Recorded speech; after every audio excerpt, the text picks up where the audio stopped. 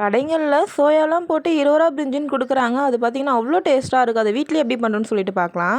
குக்கரில் 3 ஸ்பூன் அளவு எண்ணெய் சேர்த்துக்கோங்க. பிரியாணி ஸ்பைசஸ் சேர்த்துக்கோங்க. 2 பச்சை மிளகா, பெரிய சைஸ் வெங்காயம் சேர்த்துட்டு கொஞ்சமாக உப்பு சேர்த்துட்டு நல்லா இந்த அளவுக்கு வெந்து வர அளவுக்கு வதக்கிக்கலாம். வெங்காயம் நல்லா வெந்து வந்தோடனே 1 ஸ்பூன் அளவு சில்லி பவுடர், 1/2 ஸ்பூன் அளவு கரம் மசாலா சேர்த்து அதையும் நல்லா சேர்த்து வதக்கி விட்டுக்கோங்க. கொஞ்சமாக கொத்தமல்லி, கொஞ்சம் புதினா சேர்த்து நல்லா வதக்கி விட்டுக்கலாம். 1 ஸ்பூன் அளவு இஞ்சி பூண்டு பேஸ்ட்டு சேர்த்து நல்லா பச்சை வாசனை போகிற வரைக்கும் நல்லா வதக்கி விட்டுக்கோங்க. 1/4 கப் அளவு தயிர் சேர்த்து அதையும் சேர்த்து நல்லா வதக்கி விட்டுக்கலாம். சின்ன சைஸ் தக்காளியை 2 தக்காளியை கட் பண்ணி எடுத்துருக்கேன். இப்போ அதையும் சேர்த்துட்டு நல்லா இந்த மாதிரி வதக்கி விட்டுக்கோங்க. தக்காளி நல்லா குழஞ்சி இந்த மாதிரி வெந்து வந்த உடனே சுட தண்ணியில் போட்டு நல்லா ஃபில்ட்ரு பண்ணி எடுத்த சோயாவையும் சேர்த்துட்டு 1 நிமிஷம் போல் நல்லா இந்த மாதிரி வதக்கி விட்டுக்கோங்க. 1.5 டம்ளர் அரிசிக்கு 2 டம்ளர் தண்ணி சேர்த்துட்டு கொஞ்சமாக உப்பு சேர்த்து இந்த மாதிரி மிக்ஸ் பண்ணி விட்டுக்கோங்க. இப்போ ஊற வச்ச அரிசியும் சேர்த்துட்டு நல்லா இந்த மாதிரி கலரி விட்டுக்கோங்க. இப்போ நல்லா கொதிச்சு அரிசியோட இப்போ ஈவனாக வந்தோடனே 1 ஸ்பூன் அளவு நெய் சேர்த்துக்கோங்க. அடுப்பை சிம்மில் வச்சுட்டு ப்ரெஷர் குக்கரை போட்டு மூடிட்டு ஒரு 15 நிமிஷம் போல் தம் போட்டு எடுத்திங்கன்னா வேறு லெவலில் இருக்கும். கண்டிப்பாக ட்ரை பண்ணி பாருங்கள். எப்படி வந்துன்னு கமெண்ட்டில் சொல்லுங்கள். தேங்க்யூ.